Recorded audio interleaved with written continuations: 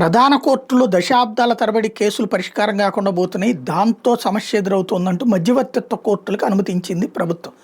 ఈ మధ్యవర్తిత్వ కోర్టులు మధ్యవర్తిత్వం పేరుతో ప్రభుత్వానికి ప్రజలకి మోసం చేస్తే కష్టం. రాబోయే రోజుల్లో అది కాస్త నెగిటివ్ అవుతుంది.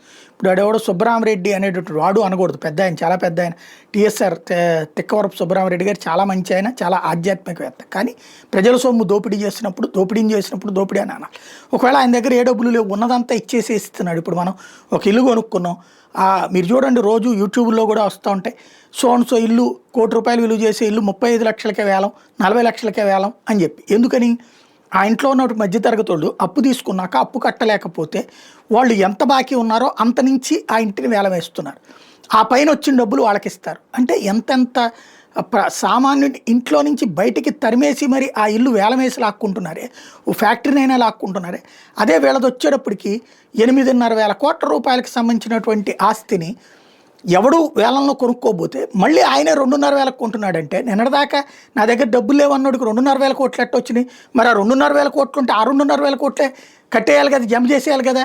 మధ్యవర్తిత్వ కోర్టు అది కదా మాట్లాడాల్సింది. ఎందుకు వదిలేశారు అంటే అదే విచిత్రంగా ఉంది. అలాంటిదే చర్చకు వస్తుంది. ఇంకో పక్కన మధ్యవర్తిత్వ కోర్టులో ఆలస్యాలు అవుతుండడం అన్నటువంటిది కూడా ఇక్కడ చర్చకు వచ్చింది.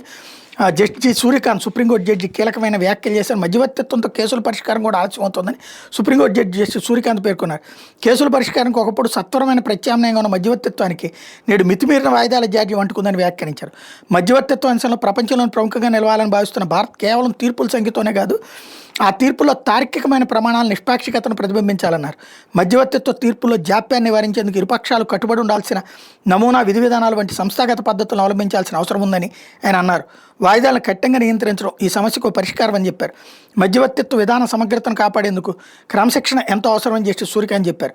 వాణిజ్య వివాదాల పరిష్కారానికి మధ్యవర్తిత్వ విధానం నేడు వెన్నెముగ్గా మారిందని చెప్పారు.